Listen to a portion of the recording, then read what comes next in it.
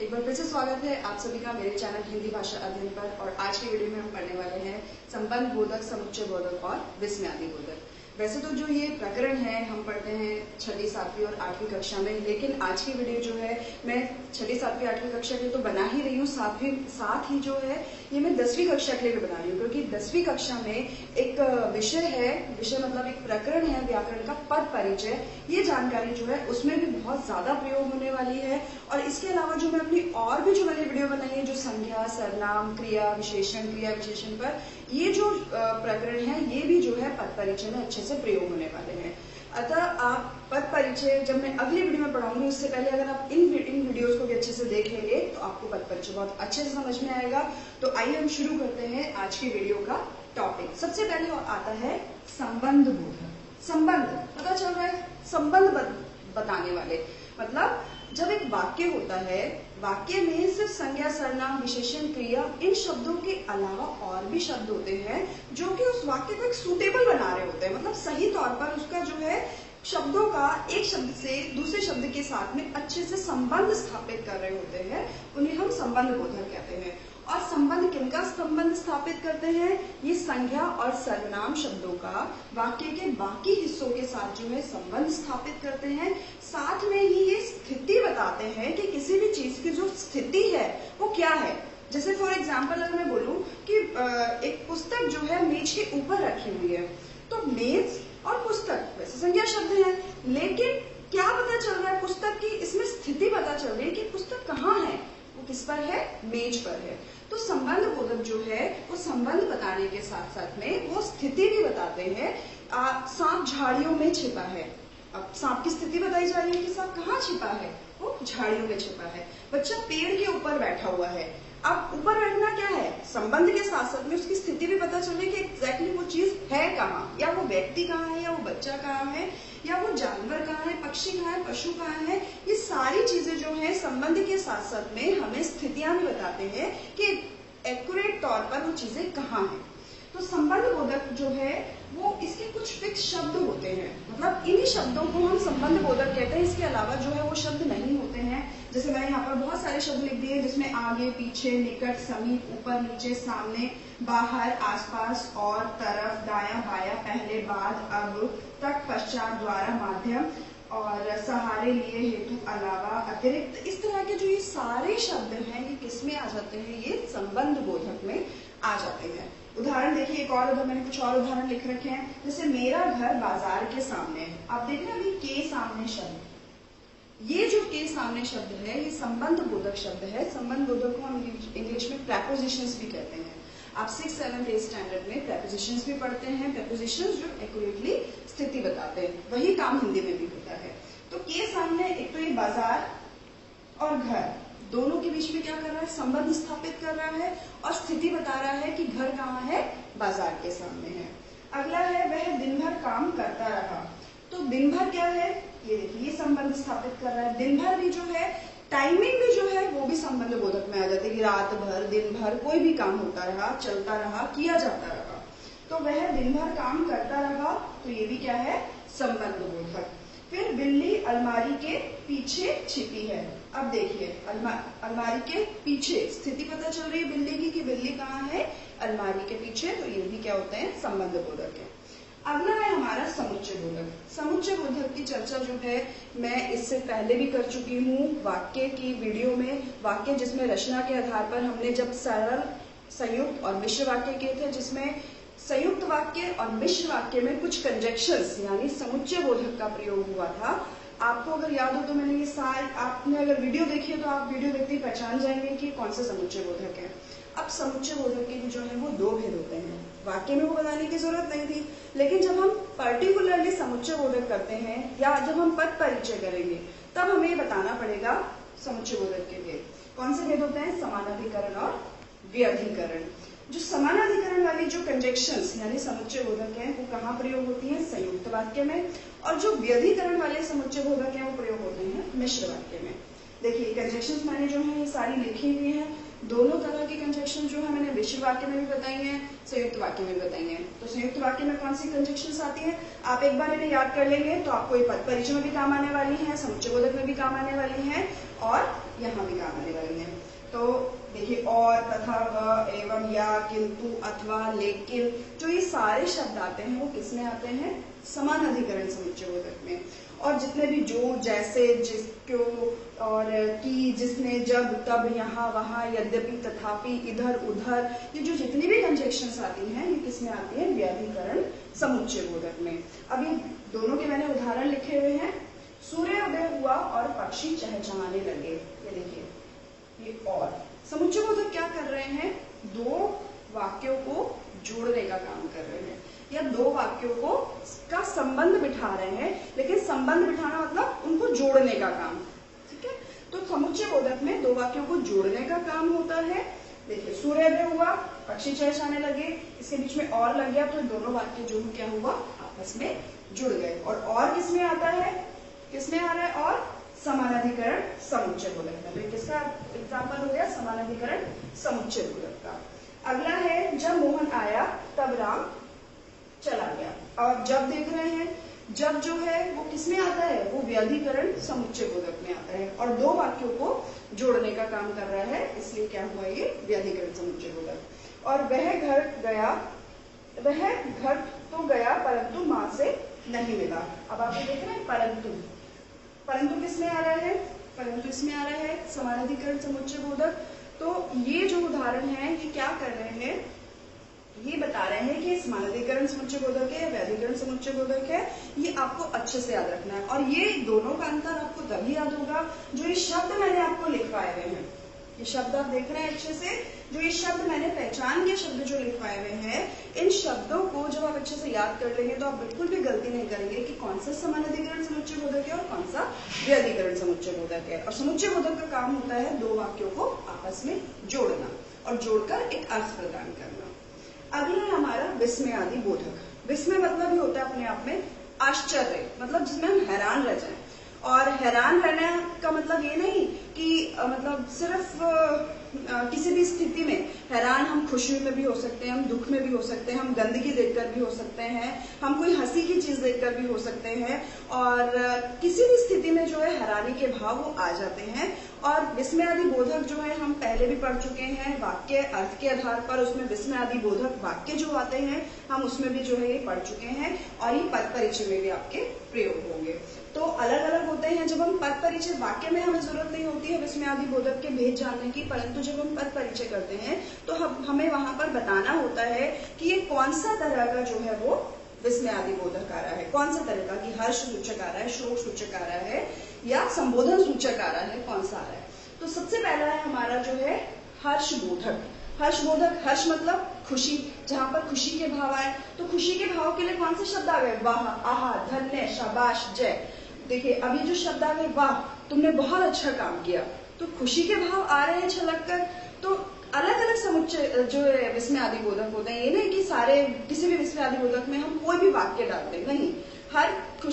हर आश्चर्य की स्थिति के अलग अलग जो है वो समुच्चय बोधक हैं। जैसे शोक बोधक, हाय, हा, आ, ऊ, काश, त्राही, त्राही, इस तरह के जो शब्द आते हैं वो किसमें आ जाते हैं? वो शोक बोधक समुच्चय बोधक में आ जाते हैं। शोक बोधक जिसमें दुख का कारण होता है, हाय ये क्या हो गया। कई बार आपके मुंह से भी कोई ऐसी दुखद स्थिति देखकर या कोई परेशानी वाली स्थिति देखकर आपके मुंह से भी हाय निकल जाती है, या किसी दूसरे को परेशान देखकर आप हाय के जो है ऐसी मुंह से निकाल बैठते हैं। तो जो ये शब्द होते हैं वो क्या होते हैं? विस्मयादि बोधक शब्द। और विस्मयादि बोधक शब्द की तो पहचान में कितनी बार आपको बता चुकी हूँ, मैंने वाक्य में बताई थी कि जहां पर भी आपने देखा ना कि एक डंडा है और नीचे बिंदी लगी है, इसका मतलब वो क्या है?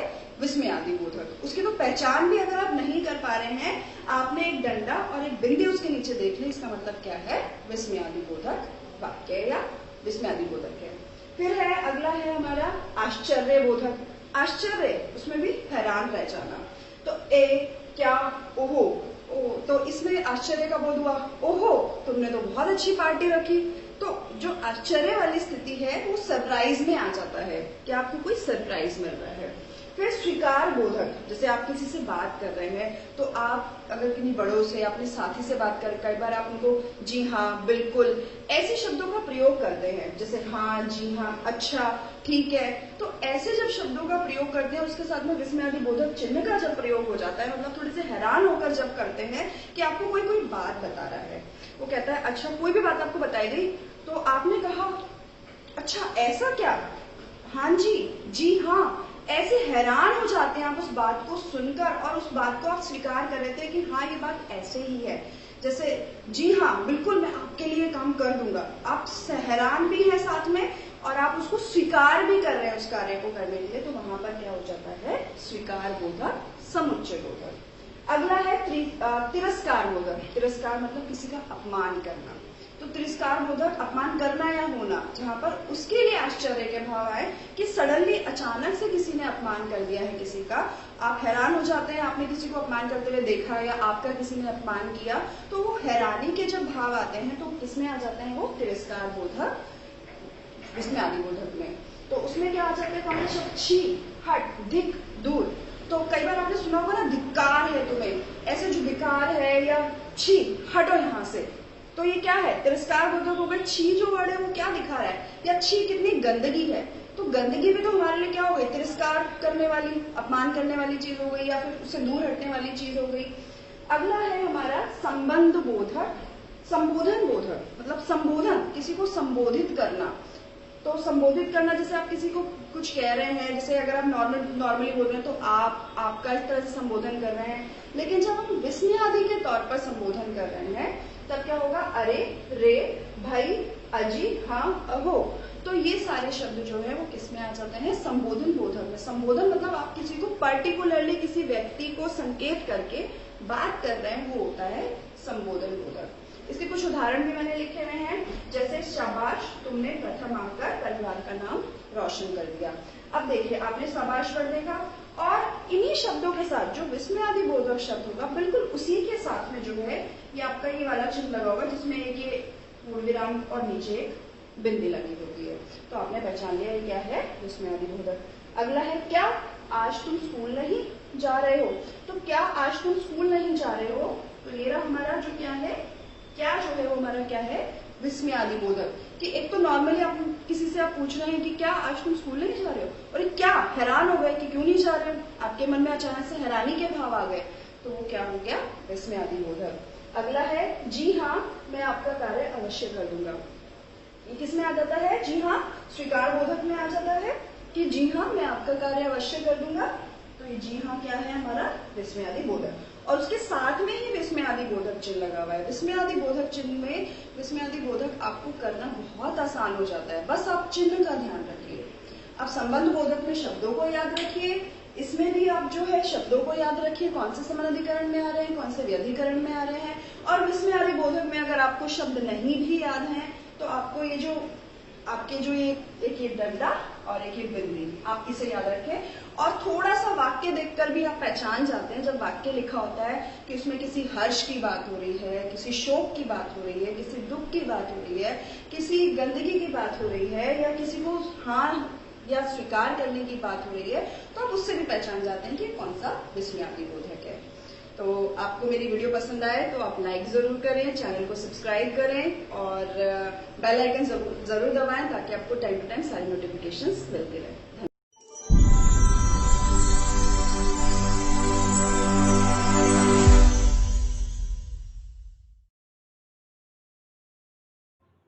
नमस्कार, सुविधा चैनल में आप सभी का हार्दिक स्वागत है। आज हम चर्चा करने वाले हैं संबंध बोधक अव्यय के बारे में, जिसे प्रीपोजिशन कहा जाता है। तो अगर हम परिभाषा देखते हैं तो ऐसे अव्यय या ऐसे अविकारी शब्द जो संज्ञा या फिर सर्वनाम के साथ आकर उनका संबंध वाक्य के दूसरे शब्दों से करे, उसे संबंध बोधक अव्यय कहा जाता है।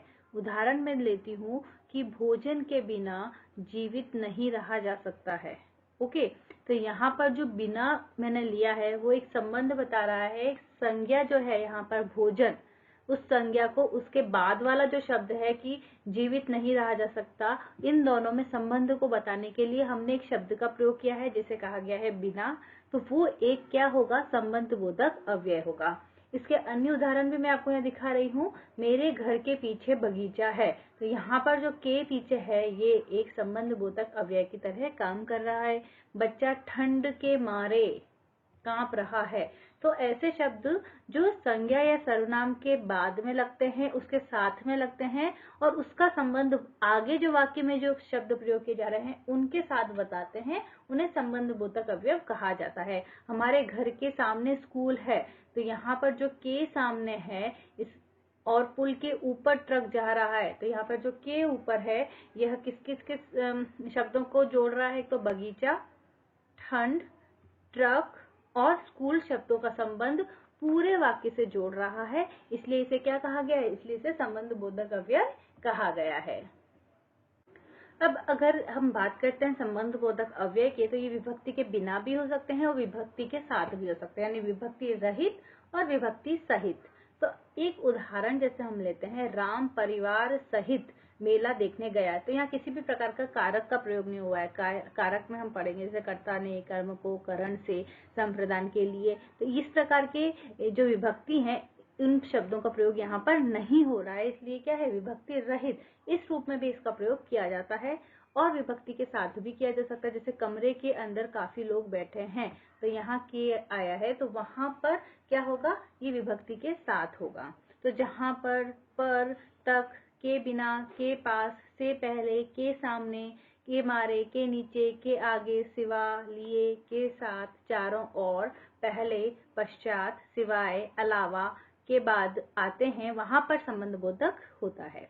कमरे के बाहर सामान रखा हो, मेरे पास आओ, यह दवा दूध के साथ लाना, तो यहाँ पर क्या है कि कई में हम देख रहे हैं कि विभक्ति के साथ भी इसका प्रयोग हो रहा है और विभक्ति की बिना भी इसका उपयोग किया जा सकता है। हम लोग घर की तरफ जा रहे हैं।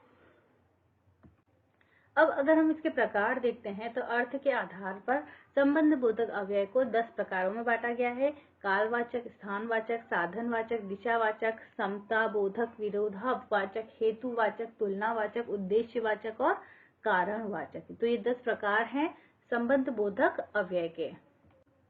सबसे पहले अगर हम देखते हैं कालवाचक, तो ये नाम से वापस पता चल रहा है, जैसे काल यानी समय का बोध होता है, तो ऐसे अव्यय जिनसे समय का बोध हो उन्हें कालवाचक अव्यय कहा जाता है, संबंध बोधक अव्यय कहा जाता है। जैसे पहला है पहले, बाद में, आगे, पूर्व, पश्चात, उपरांत, यानी समय से संबंधित अगर बात आ रही है, रमेश सुरेश से पहले आया, तो यह क्या हो गया? से पहले जो है वो काल की बात आ रही है, समय से रिले। पहले जो है वो स्थान के संबंध में भी आ सकता है, लेकिन यहाँ पर वो समय के संबंध में आया, इसलिए ये कालवाचक के अंतर्गत आ जाएगा। स्थानवाचक, जिन अव्ययों से स्थान का बोध हो उन्हें स्थानवाचक संबंध बोधक अव्यय कहेंगे। ऊपर, नीचे, बाहर, भीतर, पास, निकट, दूर। विद्यालय के पीछे बाग है, तो यहाँ पर के पीछे जो होगा वो क्या होगा? वो एक प्रकार का स्थानवाचक संबंध बोधक अव्यय होगा। तीसरा है साधनवाचक, जिन अव्ययों से किसी साधन का बोध हो वो साधनवाचक संबंधवाचक अव्यय कहलाते हैं। जैसे द्वारा, के द्वारा, खातिर, बलबूते, कारण, हेतु, निमित्त, जरिए, सहारे। तो ये राम ने बाण के द्वारा रावण को मारा, ठीक है, तो ये क्या हो जाएगा? के द्वारा यहाँ पे क्या हो जाएगा? साधनवाचक। अगला है दिशावाचक, जिससे दिशा या डायरेक्शन का बोध हो, सामने, पीछे, प्रति, आर पार, आसपास, वह आसमान की ओर देख रहा है, तो की ओर क्या हो जाएगा? यहाँ पर संबंधवाचक बोधक अव्यय कहलाएगा। पांचवा है समता बोधक। समता बोधक, जिन अव्ययों से समानता का बोध हो, उसके समान, सलीका, भांति, तरीका, तरह, बराबर, योग्य, तुल्य, अनुरूप, ऐसा, जैसा, तो जिससे समानता का बोध हो, कर्ण के समान, दधीचि भी दानित है। अगला है विरोधावाचक, जिससे विरोध का भाव, अगेंस्ट जाने का भाव उत्पन्न हो। भारत ने पाकिस्तान के विरुद्ध लड़ाई की, तो यहाँ पर के विरुद्ध क्या हो जाएगा? ये भी एक प्रकार का संबंध बोधक अव्यय का प्रकार हो जाएगा। उसके बाद है हेतुवाचक, जिन अव्ययों से व्यक्ति के भाव का बोध हो उसे हेतुवाचक या व्यक्तिरेकवाचक संबंध बोधक अव्यय कहा जाता है। और इसके उदाहरण है अलावा, अतिरिक्त, बगैर, बदले, बिना, जगह, अपेक्षा, सामने, आगे, सिवा और रहित। मैं तुम्हारे अतिरिक्त किसी के साथ नहीं जाऊंगा। तो यहाँ पर अतिरिक्त क्या है? हेतुवाचक संबंधबोधक अव्यय है। अगला है तुलनावाचक, जिन अव्ययों से तुलना का बोध हो। चांदी की अपेक्षा सोना अधिक महंगा है, तो अपेक्षा, बराबर, तुल्य, सदृश, ये सब किसके अंतर्गत आ जाएंगे? तुलनावाचक। उसके बाद है उद्देश्यवाचक, ऐसे अव्यय जिसे किसी उद्देश्य का बोध हो उसे उद्देश्यवाचक संबंध बोधक अव्यय कहा जाता है। के लिए, के निमित्त, के हेतु और के खातिर। राम की खातिर हनुमान जी लंका गए, तो उद्देश्य छिपा हुआ है इसमें कि किसके लिए हनुमान जी गए हैं? राम की खातिर। तो यहाँ के खातिर क्या हो जाएगा? उद्देश्यवाचक। अगला है लास्ट कारणवाचक, जिन अव्यय से कोई कारण का बोध हो उसे कारणवाचक संबंध बोधक अव्यय कहा जाता है। रमेश महेश के कारण चला गया, तो के कारण, के मारे, के लिए, ये सब किसके अंतर्गत आ जाएंगे? ये सब आएंगे कारणवाचक संबंध बोधक अव्यय के अंतर्गत आ जाएंगे। तो आज हमने बात करी है संबंध बोधक अव्यय के बारे में, जो कि एक प्रकार के अविकारी शब्द हैं। बहुत बहुत धन्यवाद। हेलो बच्चों, कैसे हैं आप? बच्चों, आज की इस वीडियो में हम आपको जानकारी देंगे क्रिया विशेषण के बारे में। हम आपको बताएंगे कि क्रिया विशेषण किसे कहते हैं, उसकी परिभाषा, भेद और उदाहरण आज की इस वीडियो में आप जानने वाले हैं। तो चलिए शुरू करते हैं और जानते हैं क्रिया विशेषण की परिभाषा। तो बच्चों, आप ध्यान दें, हम पढ़ रहे हैं क्रिया विशेषण की परिभाषा और इसके बारे में हम आपको यहाँ पर जानकारी देने वाले हैं। तो आइए सबसे पहले परिभाषा को जानने से पहले जान लेते हैं कि शब्द के कितने प्रकार होते हैं। तो आप ध्यान दें, यहाँ पर शब्द के दो प्रकार होते हैं, विकारी शब्द और अविकारी शब्द। विकारी शब्द किसे कहते हैं, सबसे पहले जान लेते हैं। विकारी शब्द जिन शब्दों में लिंग, वचन और कारक के कारण विकार उत्पन्न हो जाता है उसे विकारी शब्द कहते हैं। आपने ध्यान दिया, यहाँ पर सबसे पहले हमने आपको बताया शब्द के प्रकार। शब्द के प्रकार दो, विकारी शब्द और अविकारी शब्द। यानी कि आप यहाँ पर जो है क्रिया विशेषण की परिभाषा जानने से पहले आपको शब्दों के प्रकार के बारे में जानना जरूरी है, इसलिए हम आपको सबसे पहले शब्द के प्रकार यहाँ पर बता रहे हैं। नंबर 1 विकारी शब्द और नंबर 2 अविकारी शब्द। आप इसी प्रकार से इसमें लिख सकते हैं अपनी नोटबुक में। तो आप देख रहे हैं यहाँ पर विकारी शब्द किसे कहते हैं, तो जिन शब्दों में लिंग, वचन और कारक के कारण विकार उत्पन्न हो जाता है उसे विकारी शब्द कहते हैं, यानी कि उनमें कुछ बदलाव हो जाता है। और आइए जान लेते हैं कि नंबर 2 अविकारी शब्द, जिन शब्दों में लिंग, वचन और कारक के कारण विकार उत्पन्न न हो उसे अविकारी शब्द कहते हैं। क्रिया विशेषण अविकारी शब्द का ही एक भेद होता है। तो आपने ध्यान दिया, यहाँ पर हमें जो है क्यों जानने पड़े ये दोनों विकारी और अविकारी शब्द, क्योंकि जो क्रिया विशेषण होता है ये अविकारी शब्द का ही एक भेद होता है। इसलिए आप ध्यान रखें कि ये जो है क्रिया विशेषण के बारे में जानने से पहले आपको अविकारी शब्दों के बारे में जानना जरूरी है। तो चलिए यहाँ पर देखते हैं क्रिया विशेषण। जिन शब्दों के कारण क्रिया की विशेषता का पता चलता है उसे क्रिया विशेषण कहते हैं। आप परिभाषा में क्या लिखेंगे कि जिन शब्दों के कारण क्रिया की विशेषता का पता चलता है उसे क्रिया विशेषण कहते हैं। हम साथ में आपको यहाँ पर बताएंगे अविकारी शब्द। यहाँ पर जैसे कि आप उदाहरण में देख सकते हैं, वह धीरे धीरे चलता है। तो यहाँ पर क्रिया क्या हो सकती है बच्चों? ध्यान दें आप, चलना एक क्रिया है, चलना एक क्रिया है। और क्रिया की विशेषता क्या है कि कैसी हो रही है क्रिया? धीरे धीरे। आपने ध्यान दिया, यहाँ पर धीरे धीरे हो रही है। जो चलने की क्रिया हो रही है कैसे हो रही है? धीरे धीरे। तो यहाँ पर आप स्पष्ट समझ गए होंगे कि जिन शब्दों के कारण क्रिया की विशेषता का पता चलता है उसे क्रिया विशेषण कहते हैं। यहाँ पर जो है क्रिया की विशेषता यही है कि वो धीरे धीरे हो रही है। जो चलने की क्रिया हो रही है धीरे धीरे हो रही है। तो आपको पता चल रहा है ना कैसे चला जा रहा है? धीरे धीरे। तो ये क्या है? विशेषण है। कौन सा विशेषण? क्रिया विशेषण। और इसी प्रकार से आप देखें, यहाँ पर खरगोश तेज दौड़ता है। दौड़ना क्या है? एक क्रिया है। दौड़ना क्या है? क्रिया है। और इसकी विशेषता क्या है? तेज। यानी कि जो खरगोश है वह कैसे दौड़ता है? तेज दौड़ता है। तो क्रिया की विशेषता बताने वाले शब्दों को क्रिया विशेषण कहते हैं। तो उसी संदर्भ में आप जाने कि जो दौड़ने की क्रिया हो रही है वो कैसे हो रही है? तेज हो रही है। तो यहाँ पर क्रिया विशेषण क्या होगा आपका? तेज। यहाँ पर ध्यान दिया आपने, तेज जो आपका क्रिया विशेषण है, और इसी प्रकार से धीरे धीरे आपका क्या है? क्रिया की विशेषता बताता है ये शब्द, इसलिए भी क्रिया विशेषण है। बात कर रहे थे हम अविकारी शब्दों की। तो अविकारी शब्द क्या होते हैं? जिनमें जो है लिंग वचन कारक के कारण भी परिवर्तन नहीं होता, उन्हें अविकारी शब्द कहते हैं। और वही अविकारी शब्द जो है क्रिया की जो विशेषता बताते हैं, उन्हें ही जो क्रिया विशेषण भी कहते हैं। तो यहाँ पर जो है धीरे धीरे और तेज, इसको हम क्या कह सकते हैं? ये अविकारी शब्द भी हैं। आप ध्यान दें, धीरे धीरे क्या है? अविकारी शब्द है, और तेज भी अविकारी शब्द है। और साथ ही साथ ये क्या है? यहाँ पर इस वाक्य में क्रिया की विशेषता बताने वाले शब्द भी हैं, तो इसलिए क्रिया विशेषण भी हैं। आप ये माने कि धीरे धीरे और तेज जो दोनों शब्द हैं, ये क्या है? क्रिया विशेषण भी हैं, और साथ ही क्या है? अविकारी शब्द भी है। अविकारी शब्दों में क्या परिवर्तन नहीं होता? जैसे कि खरगोश तेज दौड़ता है और बिल्ली तेज दौड़ती है। तो आपने देखा यहाँ पर क्या अंतर था? खरगोश तेज दौड़ता है, हमने कहा आपके सामने खरगोश तेज दौड़ता है, और साथ ही हमने कहा बिल्ली तेज दौड़ती है।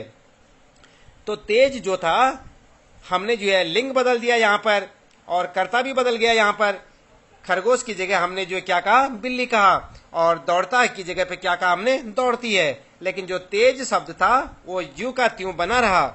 तेज दौड़ता है, तेज दौड़ती है। तो तेज क्या था? इसमें लिंग बदलने के कारण, यानी कि हमने पुल्लिंग से दौड़ता है क्या है? पुल्लिंग है, और स्त्रीलिंग में क्या है? दौड़ती है। हम ये कहते हैं कि लड़का तेज दौड़ता है और लड़की तेज दौड़ती है। तो यहाँ पर दोनों वाक्यों में जो है दौड़ता है और दौड़ती है, यहाँ पर लिंग तो हमने बदल दिया, लेकिन जो तेज शब्द था ज्यों का त्यों बना रहा। तो इसका मतलब ये क्या है? अविकारी शब्द है। हमने यही तो कहा था ना कि अविकारी शब्द उन शब्दों को कहते हैं जिन शब्दों में लिंग वचन कारक के कारण विकार उत्पन्न नहीं होता, यानी कि उनमें कोई बदलाव उत्पन्न नहीं होता, तो उसे क्या कहते हैं? अविकारी शब्द। और साथ ही आपने यहाँ पर जाना कि क्रिया की विशेषता बताने वाले शब्दों को क्रिया विशेषण कहते हैं। तो इसका मतलब ये जो तेज शब्द था हमारे पास, एक तो ये अविकारी शब्द था, और दूसरा क्या था? ये क्रिया की विशेषता भी बता रहा था, इसलिए क्रिया विशेषण भी था। अब आप ध्यान दें, मेज के ऊपर किताब रखी है। यहां पर आपने क्या देखा? ऊपर। यहां पर क्या देखा आपने? मेज के ऊपर किताब रखी है। तो यहां पर ऊपर देखा आपने, किताब रखी है। यहां पर आपने क्या देखा? रखी है। यहां पर स्त्रीलिंग है ये। और अगर हम कह दें कि मेज के ऊपर गिलास रखा है, तो रखा है अगर हम बोल दें तो यहां पर क्या हो जाएगा? पुल्लिंग हो जाएगा। रखी की जगह पे रखा हो गया। लेकिन जो ऊपर शब्द जो है ये कैसा रहा? ज्यों का त्यों बना रहा। तो इसका मतलब ये अविकारी शब्द तो है ही है, और साथ में ये क्या है? क्रिया की विशेषता भी बता रहा है, इसलिए क्या है? क्रिया विशेषण भी है। तो यहाँ पर आप ध्यान दें, क्रिया की विशेषता बताने वाले शब्दों को क्रिया विशेषण कहते हैं, और जो क्रिया विशेषण होते हैं शब्द, वो क्या होते हैं? साथ साथ अविकारी भी होते हैं। तो यहाँ पर जो धीरे धीरे था, तेज था, ऊपर था, ये क्या था? क्रिया विशेषण होने के साथ साथ अविकारी शब्द भी था। तो आप समझ गए होंगे कि किस प्रकार से हम जो है क्रिया विशेषण शब्दों को पहचान सकते हैं। इसी प्रकार से आप अन्य उदाहरण भी यहाँ पर देख सकते हैं। इसके बाद हम प्रतिदिन टहलने जाते हैं। यहाँ पर आपने देखा, ध्यान दिया आपने कि यहाँ पर जो है कौन सा शब्द जो है? ये प्रतिदिन शब्द जो है अविकारी शब्द भी है, और साथ ही साथ क्रिया विशेषण भी है, क्योंकि यहाँ पर जो है वचन बदल गया। यहाँ पर जो है कर्ता किस वचन में है? बहुवचन में है। हम बोल रहे हैं ना, हम, मैं प्रतिदिन टहलने जाता हूं। तो यहाँ पर क्या होगा? मैं कर्ता एक वचन में होगा, और हम क्या हो गया? बहुवचन में हो गया। तो वचन बदलने के बाद भी प्रतिदिन शब्द ज्यों का त्यों बना रहा, क्योंकि यदि हम बोलते हैं कि मैं प्रतिदिन टहलने जाता हूं, तो यहाँ पर जो है वचन बदल जाएगा। मैं क्या हो जाएगा? एक वचन में, और जाता हूं क्या होगा? एक वचन में।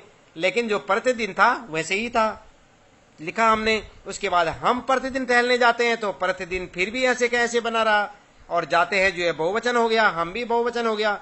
यानी कि वचन बदलने के बाद भी ये शब्द ज्यों का त्यों बना रहा। यदि मैं ये कह देता हूं कि वह जो है प्रतिदिन टहलने जाती है, तो यदि हम उसको जो है यहाँ पर जो है एक वचन करता और जाती है लिंग बदल देते हैं, तब भी यहाँ पर प्रतिदिन उचित लगता है, यानी कि ये शब्द अपनी जगह पे बना रहता है। तो इसका मतलब ये शब्द क्या है? अविकारी शब्द है, और अविकारी होने के साथ साथ ये क्या है? क्रिया विशेषण भी है, क्योंकि क्रिया की विशेषता क्या है? प्रतिदिन। तो आपने देखा यहाँ पर आप समझ गए होंगे कि क्रिया की विशेषता बताने वाले शब्दों को क्रिया विशेषण कहते हैं, और जो क्रिया विशेषण शब्द होते हैं साथ साथ क्या होते हैं, वो अविकारी शब्द भी होते हैं। इसके बाद आइए यहाँ पर जान लेते हैं क्रिया विशेषण का वर्गीकरण 3 आधारों पर किया गया है। आप ध्यान दें बच्चों, यहाँ पर क्रिया विशेषण के जो शब्द होते हैं, यहाँ पर क्रिया विशेषण का जो वर्गीकरण होता है वो किस आधार पर किया जाता है? 3 आधार होते हैं इसके। 3 आधार, नंबर 1 प्रयोग के आधार पर, नंबर 2 रूप के आधार पर, और नंबर 3 अर्थ के आधार पर। नंबर 1 प्रयोग के आधार पर, नंबर 2 रूप के आधार पर, और नंबर 3 अर्थ के आधार पर। तो जो क्रिया विशेषण जो शब्द होते हैं या जो क्रिया विशेषण का जो वर्गीकरण होता है कितने आधारों पर किया गया है? 3 आधारों पर किया जाता है। आइए जान लेते हैं प्रयोग के आधार पर क्रिया विशेषण के भेद, यानी कि नंबर 1। जो हमारा नंबर 1 है प्रयोग के आधार पर, तो प्रयोग के आधार पर क्रिया विशेषण के भेद जान लेते हैं। नंबर 1 साधारण क्रिया विशेषण, नंबर 2 संयोजक क्रिया विशेषण, और नंबर 3 अनुबद्ध क्रिया विशेषण। तो आप ध्यान दें, यहाँ पर साधारण क्रिया विशेषण, संयोजक क्रिया विशेषण, नंबर 3 अनुबद्ध क्रिया विशेषण। अब जान लेते हैं साधारण क्रिया विशेषण के बारे में। नंबर 1 को यहाँ पर आप देखें, ध्यान दें, साधारण क्रिया विशेषण किसे कहते हैं? जिन क्रिया विशेषणों का प्रयोग स्वतंत्र रूप से वाक्य में किया जाता है उसे साधारण क्रिया विशेषण कहते हैं। आपने ध्यान दिया यहाँ पर क्या कहा? जिन क्रिया विशेषणों का प्रयोग स्वतंत्र रूप से वाक्य में किया जाता है उसे साधारण क्रिया विशेषण कहते हैं। और एग्जाम्पल आप यहाँ पर देख सकते हैं, जैसे बेटा जल्दी आओ, और नंबर 2 अरे सांप कहाँ गया। तो यहाँ पर आपने देखा क्रिया विशेषण साधारण क्रिया विशेषण यहाँ पर बताया गया। इसके बाद संयोजक क्रिया विशेषण की बात करते हैं। जिन क्रिया विशेषणों का संबंध किसी उपवाक्य से होता है उसे संयोजक क्रिया विशेषण कहते हैं। जैसे जहां पर अभी समुद्र है वहां पर कभी जंगल था। तो बच्चों आप ध्यान दें, यहाँ पर हमने पहले क्या बताया था आपको? बेटा जल्दी आओ। तो यहाँ पर क्या था? बेटा जल्दी आओ। यहाँ पर जो है जिन क्रिया विशेषणों का प्रयोग स्वतंत्र रूप से वाक्य में किया जाता है उसे साधारण क्रिया विशेषण कहते हैं। यहाँ पर जो है क्रिया की विशेषता क्या है? जल्दी आना। तो और यहाँ पर क्या देख रहे हैं आप? सांप कहाँ गया। तो यहाँ पर क्या है? क्रिया विशेषण क्या है? कहाँ। इसके बाद यहाँ पर जो था हम बता रहे थे आपको नंबर 2 पे संयोजक क्रिया विशेषण। जिन क्रिया विशेषणों का संबंध किसी उपवाक्य से होता है उसे संयोजक क्रिया विशेषण कहते हैं। जैसे कि यहाँ पर जहां पर कभी समुद्र था वहां पर कभी जंगल था। तो यहाँ पर जो है जंगल जहां पर है वहां पर क्या कहा जा रहा है? कभी समुद्र था। तो आप समझे इसे कि यहाँ पर जो है जैसे कि परिभाषा में आप यहाँ पर देख सकते हैं कि क्रिया विशेषणों का संबंध किसी उपवाक्य से होता है, और यहाँ पर उपवाक्य क्या है कि जहां पर अभी समुद्र है वहां पर क्या था? कभी जंगल था। तो यहाँ पर जो है आप समझ सकते हैं कि जहां पर आज जंगल है वहां पर कभी समुद्र था। और इसी प्रकार अनुबद्ध क्रिया विशेषण, जिन शब्दों का प्रयोग निश्चय के किसी भी शब्द भेद के साथ हो सकता है उसे अनुबद्ध क्रिया विशेषण कहते हैं। जिन शब्दों का प्रयोग निश्चय के किसी भी शब्द भेद के साथ हो सकता है उसे अनुबद्ध क्रिया विशेषण कहते हैं। या तो किसी ने धोखा ही दिया है और आपके आने भर की देर है, यानी कि देर सिर्फ इतनी सी है कि यदि आप आ जाएं तो काम हो जाएगा, और या तो किसी ने धोखा ही दिया है। यहाँ पर जो है संदेह किया जा रहा है कि यहाँ पर जो है किसी ने धोखा ही दिया है। इसके बाद आइए जान लेते हैं रूप के आधार पर क्रिया विशेषण के भेद। तो यहाँ पर आप इन्हें देखें, मूल क्रिया विशेषण, यौगिक क्रिया विशेषण और स्थानीय क्रिया विशेषण। बात करते हैं मूल क्रिया विशेषण की, तो जो दूसरे शब्दों में प्रत्यय लगाए बिना बनते हैं, अर्थात जो शब्द दूसरे शब्दों से मिलकर नहीं बनते उन्हें मूल क्रिया विशेषण कहते हैं। जैसे पास, आप देख रहे हैं यहाँ पर पास, दूर, ऊपर, आज, सदा, अचानक, फिर, नहीं, ठीक आदि, ये क्या है? मूल क्रिया विशेषण। इसके बाद आइए जान लेते हैं यौगिक क्रिया विशेषण किसे कहते हैं। तो इसके बारे में जो दूसरे शब्दों में प्रत्यय या पद आदि लगाने से बनते हैं उन्हें यौगिक क्रिया विशेषण कहते हैं। जैसे कि संज्ञा से यौगिक क्रिया विशेषण, जैसे सवेरे, आप देखें यहाँ पर सवेरे, शाम, आजन्म, क्रमशः, और प्रेम पूर्वक, रात भर, मन से आदि। इसके बाद जान लेते हैं यहाँ पर जैसे सर्वनाम से यौगिक क्रिया विशेषण कैसे बनते हैं। जैसे यहाँ, वहाँ, अब, कब, इतना, उतना, जहाँ, जिससे आदि। आप इन्हें अपनी नोटबुक में नोट भी करें। विशेषण से क्रिया विशेषण जैसे चुपके, पहले, दूसरे, बहुधा, धीरे आदि। तो यहाँ पर जो है नंबर 4 क्रिया से क्रिया विशेषण कैसे बनते हैं, जैसे खाते, पीते, सोते, बैठते, उठते, जागते आदि।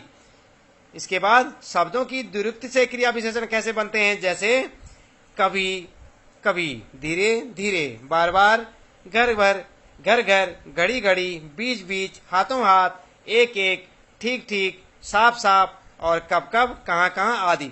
यानी कि शब्दों की द्विरुक्ति यानी कि 2 बार उक्ति यानी कि 2 बार बोलने पर जो क्रिया विशेषण बनते हैं उन्हें क्या कहते हैं, क्रिया विशेषण। जैसे वह धीरे धीरे चलता है तो ये क्या है, शब्दों की द्विरुक्ति से उत्पन्न क्रिया विशेषण है।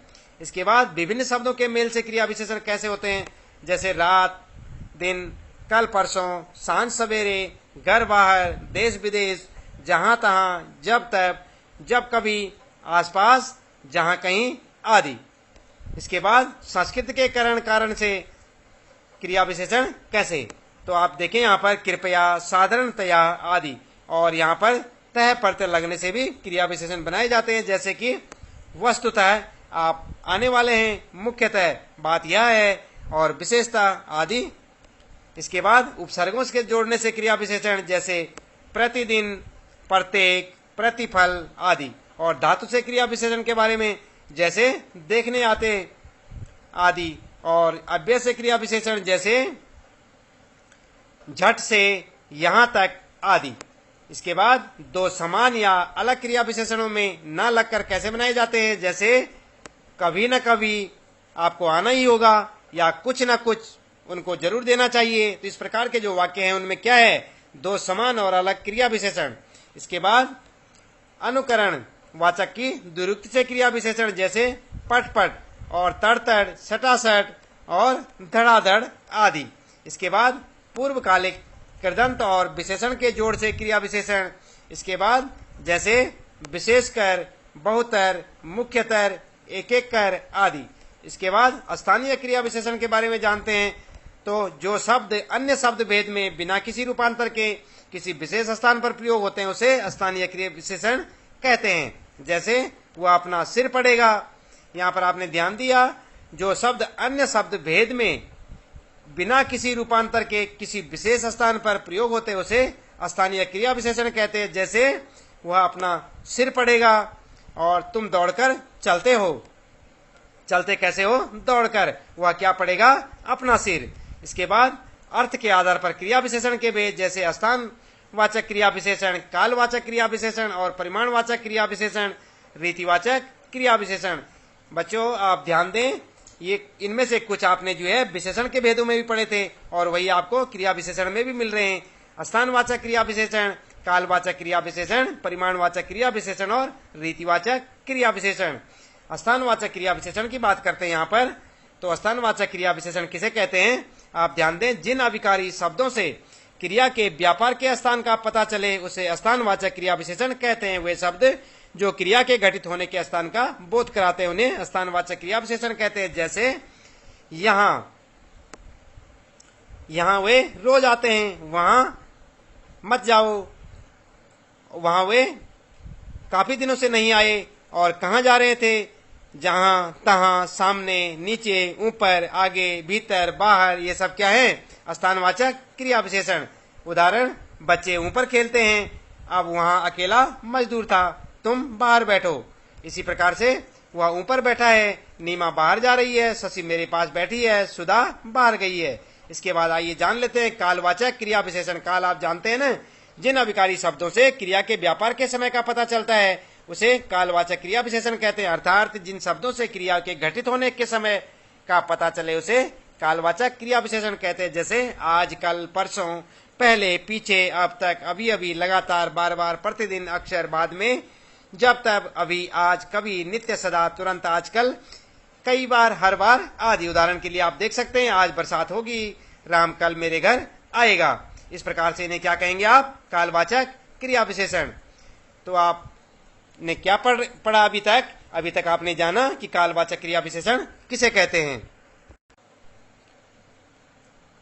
तो बच्चों आप ध्यान दें कि कालवाचक जो क्रिया विशेषण जिन अभिकारी शब्दों से क्रिया के व्यापार के समय का पता चलता है उसे कालवाचक क्रिया विशेषण कहते हैं। अर्थात जिन शब्दों से क्रिया के घटित होने के समय का पता चले उसे कालवाचक क्रिया विशेषण कहते हैं।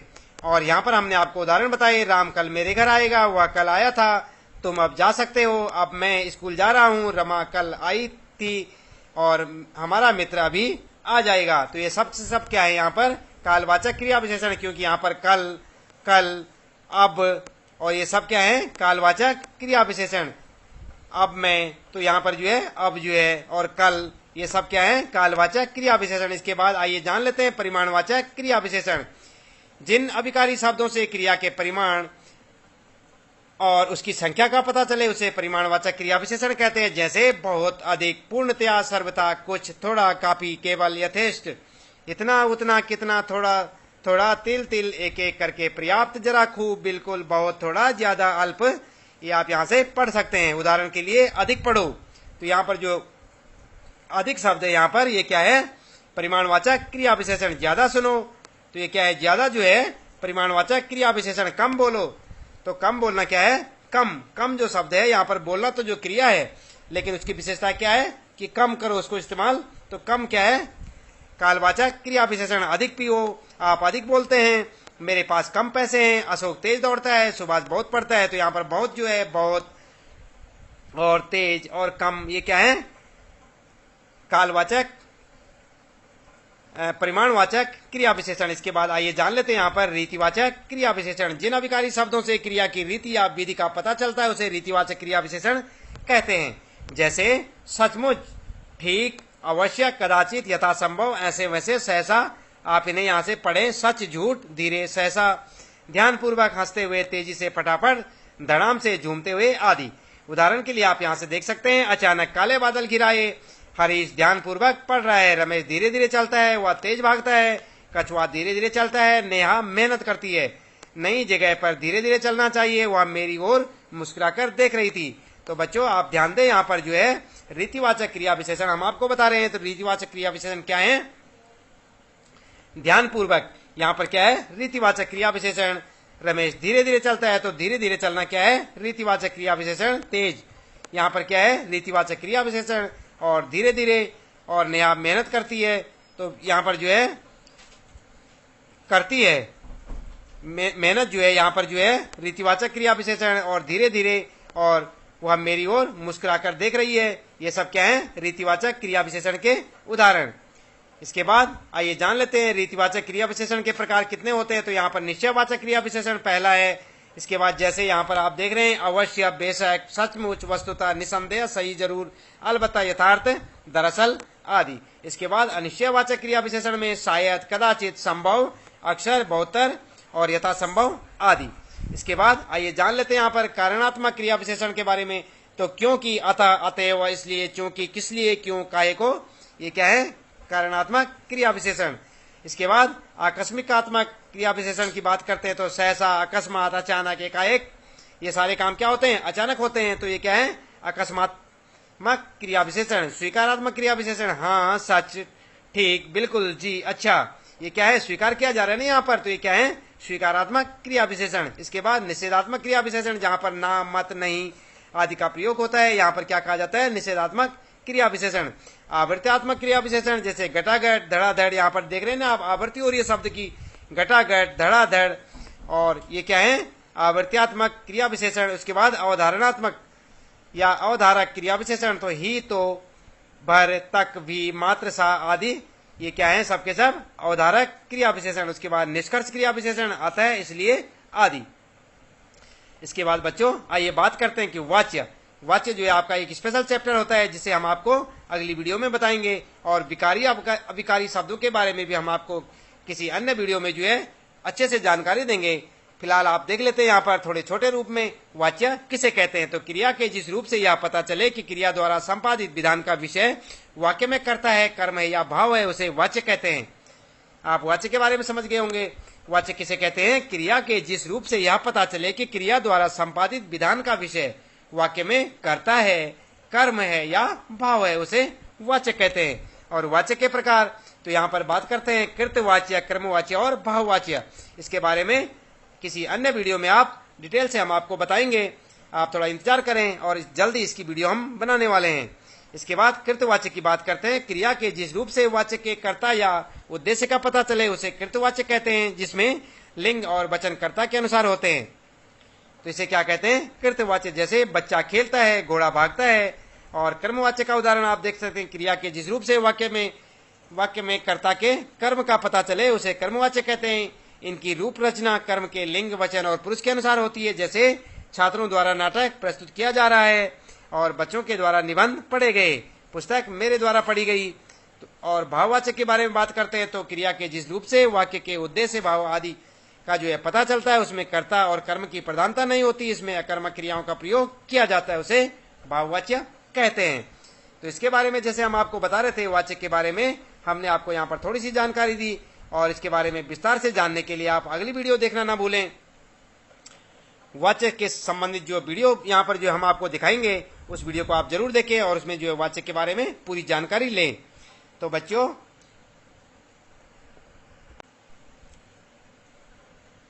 आज हमने आपको जानकारी दी क्रिया विशेषण के बारे में। क्रिया विशेषण किसे कहते हैं, उसकी परिभाषा बताई, उसके भेद और उदाहरण। तो आज के लिए इतना काफी है। आप जो है लगातार इसी प्रकार अन्य व्याकरण से संबंधित पाठों को देखने के लिए चैनल को सब्सक्राइब करें और जब तक कोई भी पाठ अच्छे से समझ ना आए तब तक उस पाठ को बार बार देखें और अपनी नोटबुक में भी नोट करें ताकि आपको देखने में आसानी हो। तो आज के लिए इतना काफी है। आपका दिन शुभ हो।